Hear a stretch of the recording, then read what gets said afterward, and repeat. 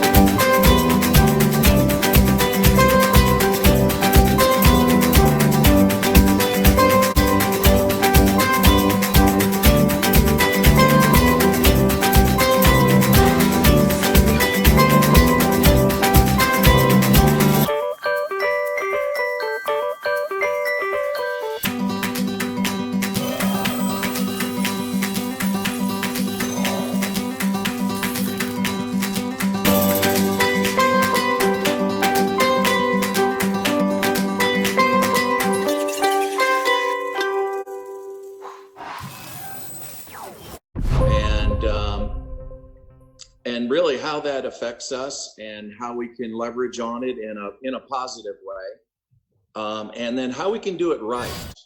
The important thing is doing it right. And so I got Gordon Hester here. Now this guy goes way, way, way back. I didn't dig him out of a museum, but it was pretty close. Feels like it when I see all the gray in my beard. Well, I got as much gray too. The difference is I color it. No. Okay. There's a tip. I'm writing that one down. But Gordon has been in the network marketing industry. You've been around a long time, for decades. When did you start? First interaction was in 1989. 1989. So a lot of years. Over 3 decades. Yeah, 3 decades, and he's still alive. See, there's hope. Absolutely. So Gordon, of course, he's been involved with companies and helping companies become great, and he's worked with some of the best of the best in network marketing. And now he has a technology company. He also has a consulting company, and he's consulting now down in Texas, and also works with the Direct Sales Association. He goes around to different universities around the United States and lectures on different things. But one of those subjects he lectures on, believe it or not, is network marketing. So I want everybody to meet Gordon Hester. And Gordon, now we'll talk about your book in a minute. Yep. But when you go back into like the late 80s, and it's okay to talk about Juice Plus, isn't it? Oh, sure. Yeah. Yeah. NSA and Juice Plus and time there. So Gordon worked with Juice Plus and Jeff Roberti. Jeff Roberti is one of the highest paid earners in the network marketing industry in the history of it. So anyway, but you helped also, with the culture of that company. And now I was involved in it when they were called NSA. So I was actually in Roberti's downline, and that's back when we had water filters and all that, and so that was my. And then what happened was then later, of course, our products, water filters, you didn't renew those things but every 3 years, so that from a marketing standpoint wasn't too smart. So then they shifted to consumable products and then changed the name to Juice Plus, which is their flagship product, right? And to talk about that. Yeah, so my first interactions, I came out of the accounting world, so much more on a traditional business, kind of met Jeff, was really excited about, had some kind of entrepreneurial desires like a lot of people. And this was back in the late 80s, decided to, while I was having a full-time job, become a distributor, and got to the top level of the marketing plan in 5 months, so moved relatively quickly. kind of had my hands in a lot of things after that, but Jeff had approached me about coming back to work with him and sort of running his company and his financial life and all the rentals and all this kind of stuff. So I started with Jeff in '91, kind of on running all aspects of his life, but ultimately spent a lot of time on the evolution of the business from the NSA business to the Juice Plus business. So kind of the NSA business fell apart pretty hard and fast.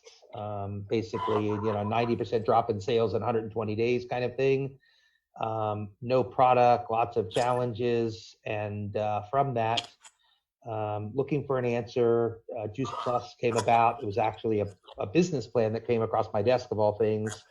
And so was involved in the evolution of that initially from what I would call the quintessential opportunity-centric company to really a customer-centric company that was built on end consumer volume.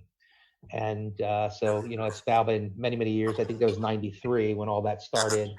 And during that process, I've done, I'm still a consultant with the company, worked running guest business, the international expansion, all the leadership coaching. But they've done now over 16 billion in sales with the Juice Plus line. But kind of evolved out of that, although I still do consulting with them. In 2016, retired and made a decision to do a little bit of consulting. So I lasted in retirement one day. I think that speaks for itself. I don't think I'm a person that's supposed to retire. And I think life's about impact, so never want to be on the sideline too long.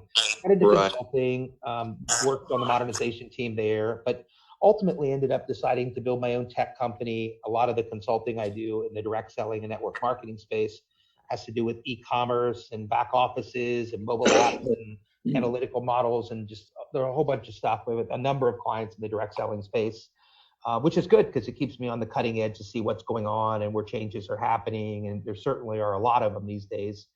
And then about 2 years ago, I noticed the industry had changed. I think it had reached an inflection point. So if you go kind of back in time, the industry changed to what we know as an opportunity-centric model in the early '70s. Kind of, to me, what I remember about it was that was the birth of Herbalife back when they were running infomercials on TV and, parading checks across the screen and all that kind of stuff. And from that point on, the business model changed. It was sort of driven by opportunity. The comp plans changed. How you built the business changed. And what we know is network marketing today came out of that era. It wasn't like it was in the '40s when it actually started. But it's changed again. What I recognized in early 2017 because of my DSA relationship. So I am an industry insider. I'm on the research committee, the industry engagement committee. I'm the liaison between the industry and 224 academic universities, which you mentioned, do a lot of teaching and working with researchers. But what changed was something that was really important to pay attention to. And there was always one strategy that solved all problems, and that's recruit more people. But all of a sudden, recruiting wasn't working. And, I watched the numbers in 2017 in the US. Recruiting was down double digits. The size of the sales force dropped by about 2 million people. The next year, same kind of thing, but the recruiting numbers were down. I suspect 2019 will have similar numbers from what I've seen. So I love this industry. I've seen so many lives change that I felt called to get positioned to help it transform, to evolve the industry. That was sort of why I wrote the book, why we're positioned right. There's no way you can't argue that direct selling and network marketing aren't important. Talking about 200 billion a year in sales, over 170 countries, over 120 million entrepreneurs. It is very much proven as an opportunity, and also as a distribution channel. But that one size fits all didn't work anymore. So as it evolved, I wanted to be part of that evolution and to help the industry ensure it was going to continue to stay in the uptrend it's been in for almost 30 years now. But it was going to require a much different approach to the business, because at the end of the day, Jeff, it's pretty simple. The past doesn't equal the future because the marketplace changed. I mean, if you kind of just think two simple things, the distribution channel and the opportunity. What's changed with the distribution channel? 10 years ago, there was no Amazon. There was no e-commerce.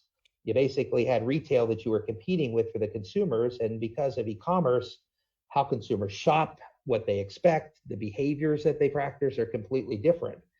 And in the business today, e-commerce is driving a lot of the customer sales globally. And that's an interesting point. Yep. Because even there's a lot of network marketing companies that have their products being sold on Amazon by distributors that actually it's a better deal on Amazon than it is with those companies. Yeah, there's a lot going on behind the industry. So that's a problem a company can solve now.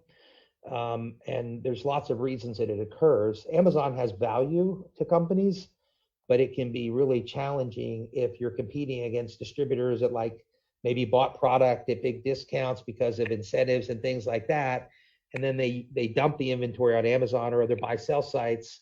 And in addition to that, if they're not dumping it, they're using it for lead generation. So they'll go in there and market a little bit more expensive, but it becomes challenging when you're competing against Amazon as a network marketing company because they're sort of optimized for the customer experience. And you can't really argue the power of Amazon. Anybody that knows what's going on in the world is aware of what Amazon's done. And but for us, it's been a good lesson because if there's one evolution I'm seeing in direct selling is we're actually paying much more attention to the e-commerce part, the websites, the replicated websites. It used to be there were massive information portals.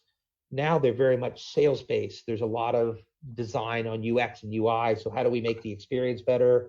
Like I work with companies, for instance, on cart abandonment. So a lot of people go in there and they just stop shopping because the experience is no good. It's too complicated.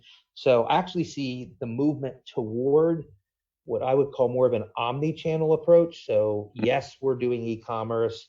Yes, we're of course traditionally doing the way network marketing works. We're seeing even companies doing experiential retail where they're putting products in retail.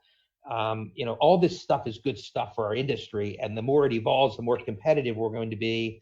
And Jeff, I'll tell you why that matters. Because at the end of the day, growth in this industry, no matter what time it was, whether it was an opportunity-centric time or a customer-centric time, is really about net customer growth. If your customer base doesn't grow, then your business isn't going to grow. It's just that simple. So there's been a pretty massive focus on the consumer side of this. We found out in 2017 that most of the distributors, about 70% in the US, are actually just wholesale buyers. So we started treating them differently, what they call customer segmentation. And the people that have done that are doing really, really well at improving the customer experience and customer journey. You're starting to see customers stay longer. And of course, the longer they stay and the happier they are, the more you will build from that with the retail to recruit to actually build, a sales force and to increase the recruiting component of things. So the e-commerce piece and the omni-channel stuff has really changed the way the industry is working. And today, I think you have to understand that if you can't drive an end consumer business, if your products aren't strong enough to last outside the opportunity, you're probably going to have a challenge going forward. So there's a lot being done by companies. And this is the funny thing. If you were to ask most people, like how many true consumers there are, they would tell you very few in a network marketing company. I actually know companies that almost over 95% of their sales are actually from end consumers that are network marketing companies. And those are the companies that are booming. Because probably the simplest way to think of it is this, Jeff. Think about a relationship stacking. So the bottom of the house is customers. No customers, no business. What lives over that? The part-timers. They're the lifeblood of our business. Don't care what company you're in. They're over 90% of the sales, 90% of the customer acquisition, and 90% of the recruiting, if not higher. So when you hold those two groups, what you can do is develop leadership. And today we have to teach leaders how to behave differently because every timeless fundamental we have, getting customers, how we get them has changed, how we keep them has changed. This is that evolution piece. It's doing these timeless fundamentals in a relevant way. Interesting. Yeah, and yeah, I love it. I love it. I love the direction it's going, and then I don't know. It's like a contraction going on right now. We see a lot of we see a lot of interest in that very area you're talking about and getting better at it. And you see companies getting better at that today? Yeah, you see companies that are getting better in that are having record success, and those that continue to practice the business the way it worked 5 or 10 years ago to really struggle. They have such a dependency on recruiting. They're missing some of the key things that are necessary to build an end consumer business, to keep customers. All that stuff has evolved. And the more the industry evolves because of the marketplace, the more we see a divergence between companies doing great and companies that are struggling. When you see the industry numbers dropping for 3 years, and now it's happening globally, what you see is an imbalance of that. It isn't that the industry isn't doing well. The companies that are relevant are crushing it like never before. It's just the majority aren't evolving. They're sort of holding on to the status quo. And this is where I kind of look. Why don't you elaborate on the status quo? Yeah, it's just think the past doesn't equal the future. So you have to evolve your thinking, how you do things, the technologies you use. There's just so many pieces of it. But what happens is companies say, well, it still works. We don't have to evolve. And they keep working the same thing. So a good example is technology. If you were to look at a lot of legacy companies, the reason they struggle being relevant is because they've set on their technology systems for 10 years. And all of a sudden, you look at the way technology is today compared to then. You look at them doing old school marketing instead of using social media and personal branding and some of these things that really drive the business. And you recognize, well, they're just not up to the times. They're not practicing business the way it's practiced today. And there's a lot of awareness of that right now. I don't think there's a lot of understanding how to get there, which is a big reason I wrote the book, and a big reason that's what drives my consulting business. And also my technology business. I live in a state of relevancy. I'm always on the cutting edge. This DNA, that's part of it's built in innovation. So companies that do that and stay on top of it, they always stay relevant. But the industry's evolved because the marketplace evolved. And of course, there's always the regulatory piece too. There's a high scrutiny on that. We've seen changes, from Herbalife to Vima, and a lot of people are concerned about that. As odd as it might sound, I'm not. I think that the more you have a regulatory presence, the more the marketplace is telling you to evolve, and that we have to practice things. We need to be able to have end consumers. We need to make sure our narrative around the income is built around the part-time income and what's possible, just not selling the extreme stories, because that sort of represents what the marketplace is. And yeah, now, of course, and you brought up those companies, and that, there's a lot of people that just, they're very shaken from what's happened with those companies, and questioning whether, what's the future of network marketing. And because of the fact that the FTC is now showing some teeth, and in the case of Nerium or Neora, and here was a company that had I believe 62% customer ratio to their distributor, I guess, and yet, the FTC just blindsided them with do away with your network marketing model and just go to product sales. And then they didn't even answer them, and then they went and got a good law firm, and I think they're probably the first company that's ever sued the FTC first. At least certainly that I'm aware of in network marketing. Our other companies take that route, and it will be an interesting fight. And I think the concern about those fights is it's probably like a 3-year fight. And you can imagine, Jeff, how challenging it would be to build a business if you were fighting with the FTC and it was public. So it creates some challenges, but it's an interesting argument they're making. But at the core of it, you have to say, well, what are they ultimately trying to accomplish? Their sort of belief, as I gather it, is, well, if things are too built for the extreme leaders, then you just can misrepresent things because the comp plans create that. So like with Nerium or Neora, they're trying to force them into a 2-generation plan. And, so just like with Advocare, they were forcing them into a 1-generation plan, almost like a gig opportunity, an affiliate model.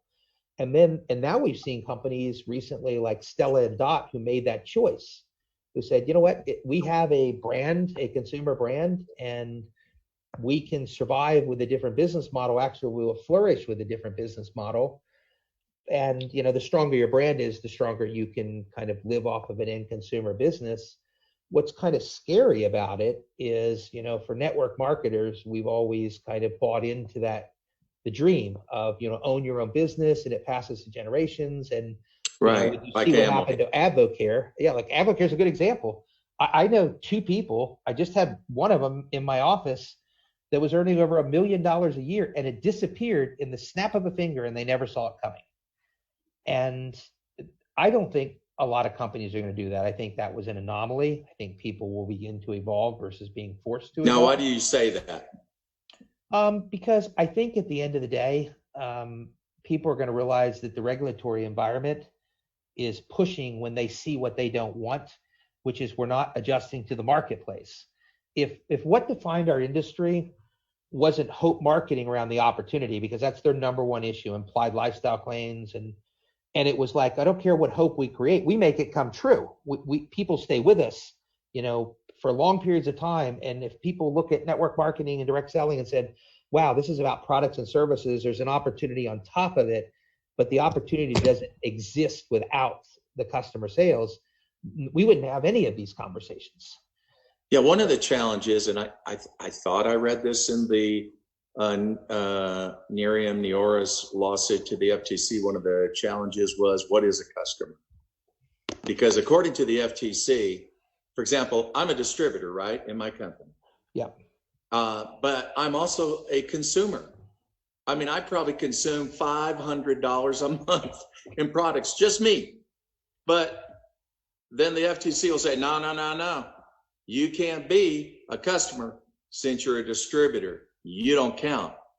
What do you say? That's one of the problems, defining what a customer really is. And, they've sort of made that difficult. Yeah, I mean, if you think about it, it's kind of, you think anybody that buys your product would be a customer. That's sort of the common sense line. Yeah. But because they believe legitimacy has a lot to do with the ability to sell to consumers that aren't involved in the opportunity, they have forever sort of differentiated those two worlds between an end consumer and a consumer who's a distributor. The reality is, I don't think it matters. A consumer is a consumer. I just think when you have more of an end consumer base, you can get around that argument saying, you can't say that the opportunity drives everything when most of our business comes from end consumers. It's just, there's more to it on the regulatory side. And I honestly think, so I've heard and spoken with two of the FTC chairmen. I think the bigger issue is just implied lifestyle claims. If you kind of look at the history of it, and all things we market with hope, we market around the exception. So, I go back to like when I was working with Jeff, everybody wanted to tell Jeff's story. And there was nothing wrong with that. It's a true story, but their position is it doesn't represent the norm. And probably the most classic example is when I met with Chairman Ramirez, who was on the FTC under Obama. The example she gave about implied lifestyle claims was moms working at home. So moms on a mission, that's a big part of our industry because we're still about 80% women. And they're like, well, you can't use that story. And it's like, well, why would you not be able to use that story if somebody had it? Because the average mom can't work at home. So it gets to a point of being extreme. But this was the interesting part, and this is maybe the takeaway you have to pay attention to. It doesn't matter that you tell your story. So Jeff, like your story is an anomaly too, until you stop telling the whole story. They just want people to understand that ultimately this industry, for the large percentage of people, will have an end at meaningful part-time income. And there's studies done in the industry that determine how much income does it really take to hold somebody in. And in the US, it's $300 to $500 a month. So if you think about it, even if I didn't build a team, which 80% of reps will never do in the US, if I can retail products and build a customer base and make $300 to $500 a month, and if that's what we market as the opportunity, and the second part of that, but for people that can build a team, there is a higher gear. But the minute you start talking about those people that are more the exception than the rule, and forget about talking to the others, it starts to create problems. So it's not the income claims, it's just tell the whole story. But this is the interesting part. That was after Herbalife when I was at that meeting, and I sat the guy, the head compliance person for Herbalife. So kind of an interesting person to talk to at that time. And he said, the funny part was, even when you tell people the whole story, which they're fine with, they'll see what they want to see. Yeah. So they can't do anything about that. So if I'm listening to a story and 100 people that talk about making $300 to $500 a month and one that talks about taking $10,000 a month, you'd be shocked how many people would be like, I think I'll listen to the $10,000 a month, because that's what they want. They have bigger dreams than that. But ultimately, it's hard to go full-time until you've earned part-time income. So it is a journey. And all they're looking for is us to be more committed to the journey, to sort of make sure if we're promoting hope, we turn it into reality, kind of the engagement game, which is, to me, that was the mastery of what we did with Jeff. What we did is not taught in this industry. We teach about duplication and storytelling, and they're all important. What we mastered is cultural addiction. At the end of the day, success is tied to critical mass. The more relationships I have with customers and active distributors, the bigger my business is going to be and the more successful it's going to be. And if you recognize the large majority of them won't make really big money, why are they here? We know from the DSA studies, the number one reason people are here is because of fun, of all things, on the cultural addiction side. We know the thing that gets almost 70% of people in is being a product, be a consumer first. And then, with their experience of that, they kind of decide to be a distributor, whether they buy wholesale with that or they elect to be a business builder. So all this has begun to evolve, and this is sort of the regulatory piece. Personally, I think it's a great thing. I have always believed that if there is a downside with this industry, we are too good at hope marketing.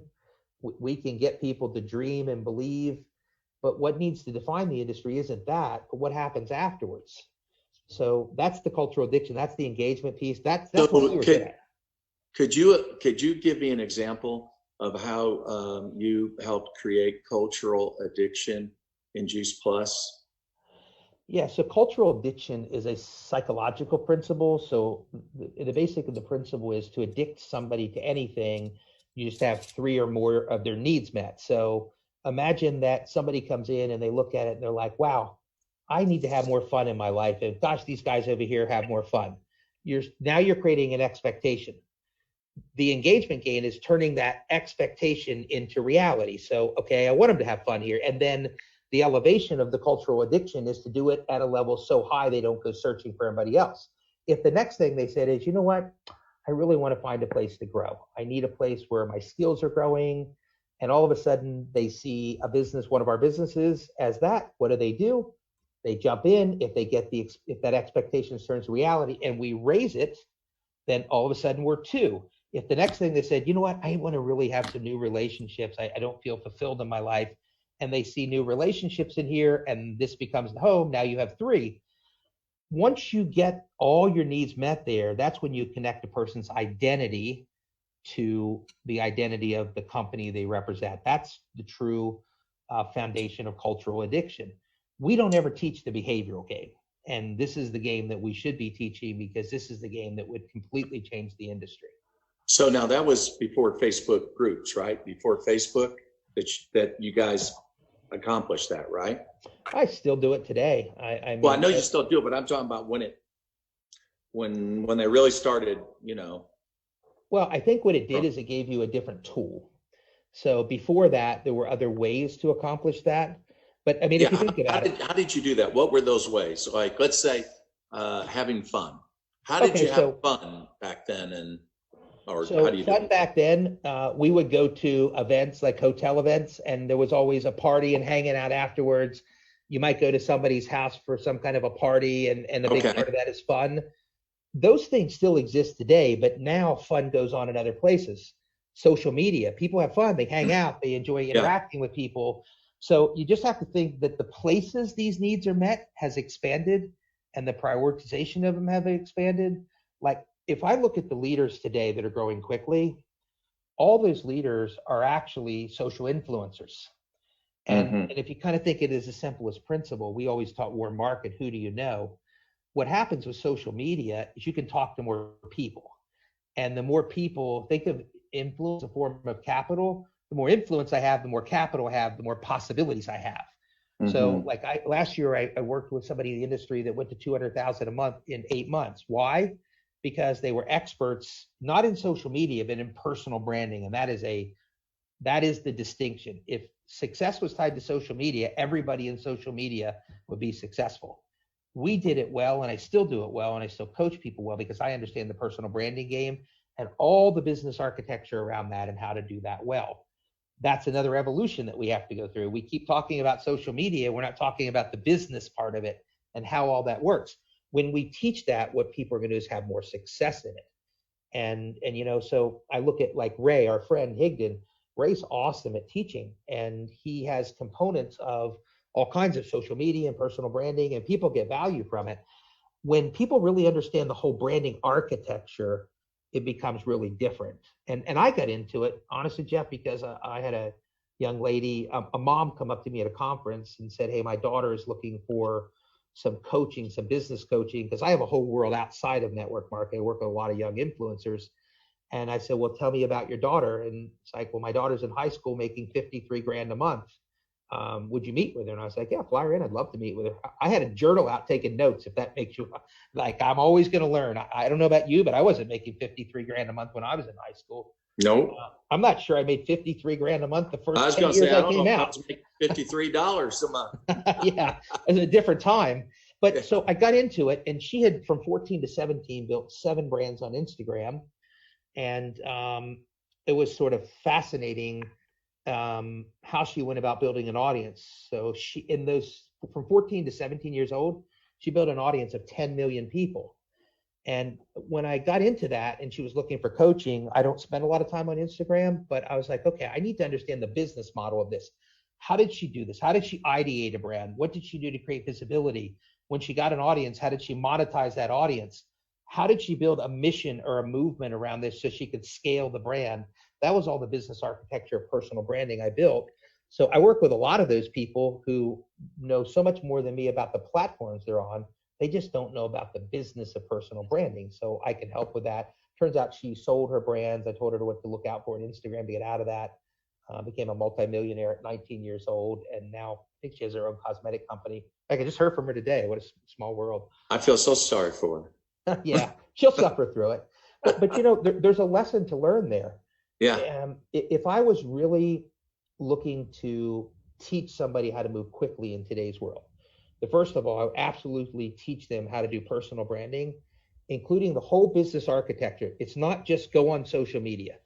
It is so much more than that. You have to teach them how to do content, how the communication works, how to build audiences, all that kind of stuff. But the other thing that I would teach them, we teach recruiting when it's really a game about attraction.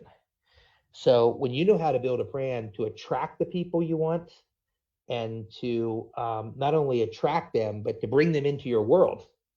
And, I had a girl that I work with that she was sort of stuck for a number of years, kind of in a $3,000 to $4,000 level. I taught her the attraction marketing game. And within a handful of years, she was over $1 million a year in income. Wow. So I understand that part of it. That's that ideal customer profile and how to ideate a brand.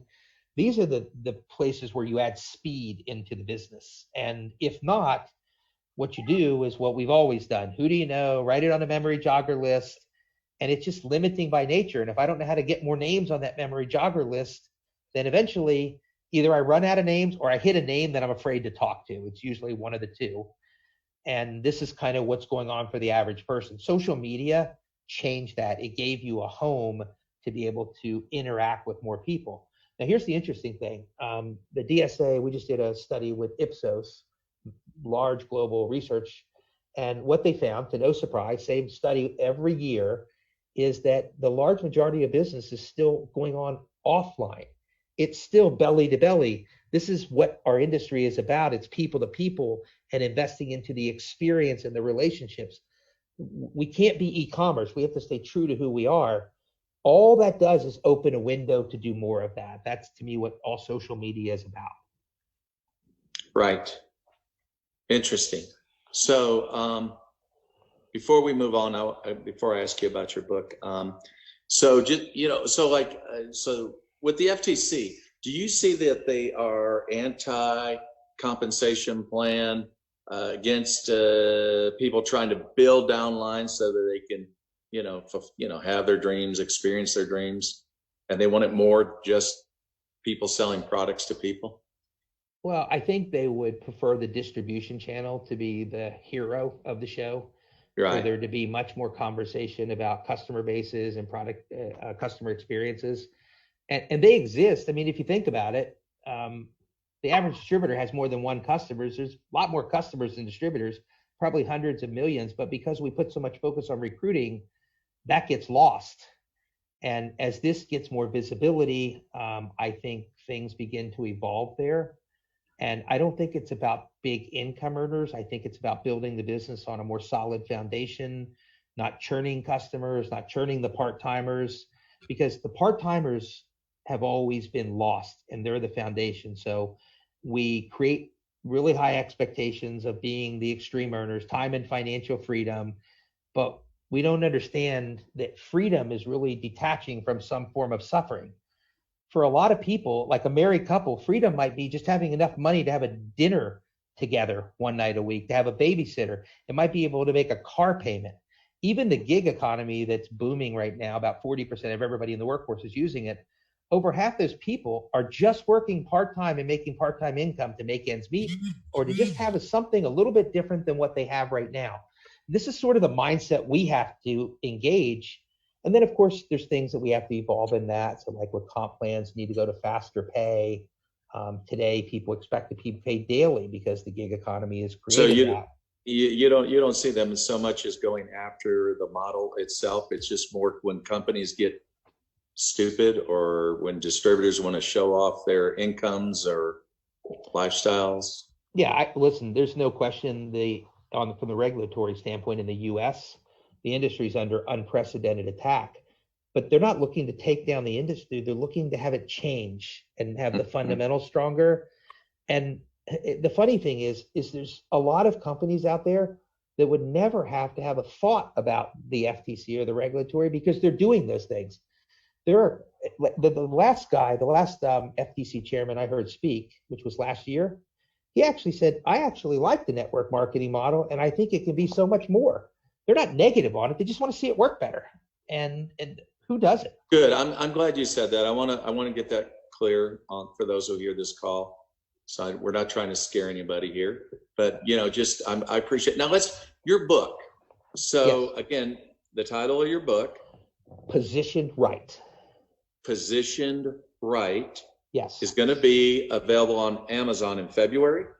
Yeah, it should be late January, early February when the book is out. It will be featured on the cover story of the Direct Selling News in February. Just did a big podcast interview with them.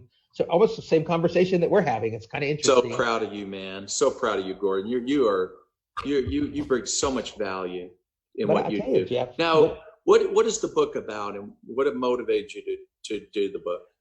Well, what motivated me was really simple. I love this industry and I've seen it change lives. I understand it really well. And I want to be a voice for change. That was why I wrote the book. It's why it took 2.5 years. It's why I completely rewrote it 7 times because it needed to be right. So this is the hardest part, if it makes any sense. So the nature of the book is just 2 things. Why are we positioned right as a distribution channel and opportunity? Because if you look at the data, it's like, wow, this is an amazing global industry and so many people benefit from it. And then the second part is, but how do we make it better? What are the 4 areas of evolution that have to go on? We have to cure the perception problem. How do you cure the perception problem? Stop over-promising and under-delivering. You stop creating hope that we don't commit to fulfilling. This is pretty simple stuff to me. What's the next thing? Improve the customer experience and the customer journey. If we had more customers and kept them longer and we did a better job at that, then you strengthen the distribution channel, which is the foundation of it. Same thing with the distributor side. You have to increase the distributor experience and journey. So you have to redo the technology using the back office. Companies have to get in the game of customer retention, and there's just a lot that goes on. You have to build the infrastructure of the companies. And the last one, and the most important to me, is we have to change how we build culture. And you cover that in your book? I do, because culture is the differentiator. That's what separates us from everybody else. And ultimately, there is a cultural blueprint. And I don't have to know if it worked. When I was at Juice Plus, there was a period where they were stuck, and I actually built the model. It was called a mission-driven model. They still use it today to change the cultural blueprint and how we built. And they were kind of stuck at, I think it was about 300 million a year then. And then they were, I think it was about 4 years later, approaching about 750 million. Wow. And it actually strengthened their culture. And with their culture strengthened, their opportunity strengthened, their customer base strengthened. So forever, and I know you've been along long enough to understand this, there's a pendulum. Oh, we focus on opportunity. Oh, opportunity is not working. Let's focus on customer. This is the pendulum. The reality is they both live inside culture. If you get the culture piece right, you get everything right. And the greatest example of that to me is Amway. Amway's the biggest direct selling company in the world. And what they are masterful about is wanting people to stay connected with their culture. They are the masters of cultural addiction. Yes. And equally, they're doing that with one of the lowest payouts of commissions in the industry, I and know with it. the largest global business of any company out there. So there's People lessons to be learned. I mean, they're smiling, they're happy, and they're very focused. They don't. It's funny. I remember one day I was walking into a Starbucks and I saw a guy reading a book, and anyway, I knew the book, so I started talking to him about the book, and then you know, somehow I just got right into, because he asked me, "What do you do?" I said, "Network marketing." And then he assumed I was an Amway, and then Yeah. and then you, well, you know, who's your upline diamond? Upline diamond. Oh, are you an Amway? Oh yeah, I'm an Amway. Yeah. Oh yeah. And then I just started talking about, no, I just love this business. I've been doing it for years. He says, now don't try to get me into what you're doing. I'm very focused on Amway. I said, yeah, sure, dude. Sure. Yeah. Right on. Keep on keeping on. Yeah. I don't, you probably remember who Dexter Yeager was. He's probably the most successful distributor in the history of the industry. Right. Unfortunately passed away last year. Yeah. I went to one of his free enterprise days back when they were doing the $5 a week tapes. I don't know if you remember audio tapes. Probably people on here don't remember what an audio tape is, but back when they sold audio tapes, their big thing was the personal growth of these audio tapes. I walked around and everybody asked, how are you doing in the business? You making any money? No, but I'm excited. And they go right to the tape because they knew growth was a component to cultural addiction, and growth and contribution are the spiritual needs, are the strongest of the needs. So they were smart about how they went about that. And that's a big reason why people stay. So there was I'll have to send this to you because it'd be good to share with your team. There was a really interesting study done at the University of Texas that looked at this whole issue of why people stay on cultural addiction. And it turns out the reasons they stayed were more intangible things. They learned new skills. They learned how to manage time. They learned how to better do relationships. And these things not only mattered, but they also translated immediately into their life. So they were getting the best of both worlds. And, you know, I don't know, honestly, why we don't pass this information around so people understood it a bit better. But there's just so much more to the game than what we teach. Wow.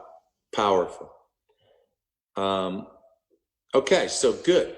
So you're everyone, again, you know, we've taken so much of your time. I appreciate it, Gordon. I really do. I appreciate you guys taking the time to listen. And Jeff, I'll send you a link to the book when it's out, and I'll promote it. Yeah, thank you. Because at the end of the day, let me ask this: yeah. Who especially should read that book? Well, I think first and foremost, anybody that wants to be educated on the industry should read the book. And so a lot of people, what I found out in the marketplace, especially going to these universities and speaking, is our industry is very misunderstood. People only see it for what sort of the complainers put out.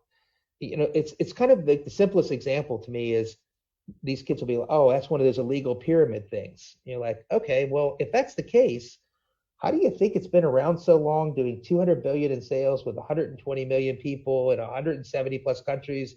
You think maybe somebody would have caught that and shut it down by now? And so I think asktina.org.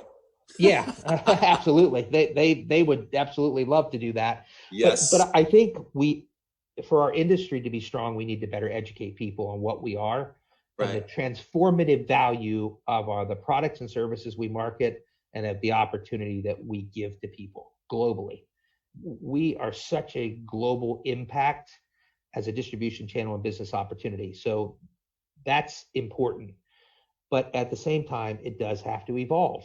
And that evolution is really important for us to stay on top of the distribution channel and to stay on top of the opportunity. I can tell you from a marketplace standpoint, and this was a big factor in me of the book, we cannot afford to lose the battle to the marketplace.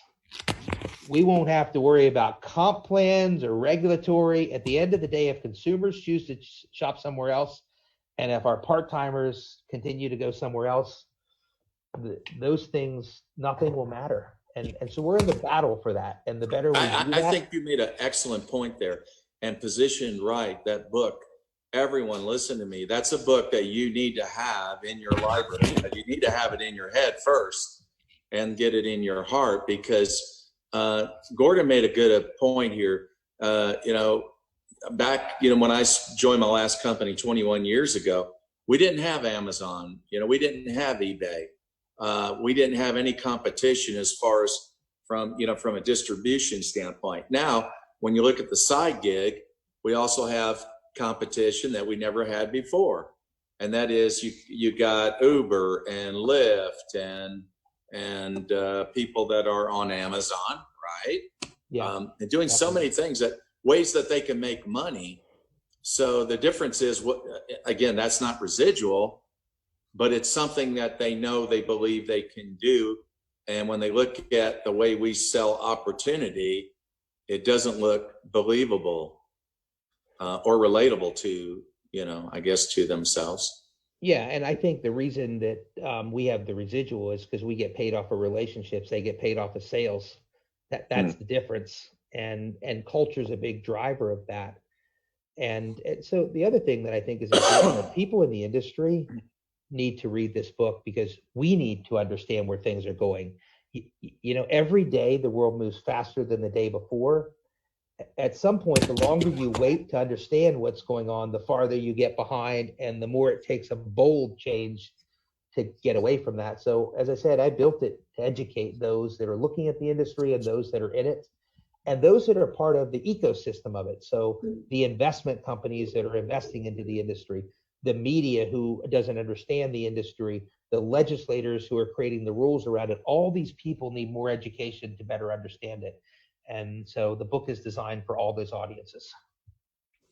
Excellent. I can't wait to get that book. And so thank you, Gordon, for your time. He works so hard, everyone. I tell you, I love this man. And I'm so blessed to have met him.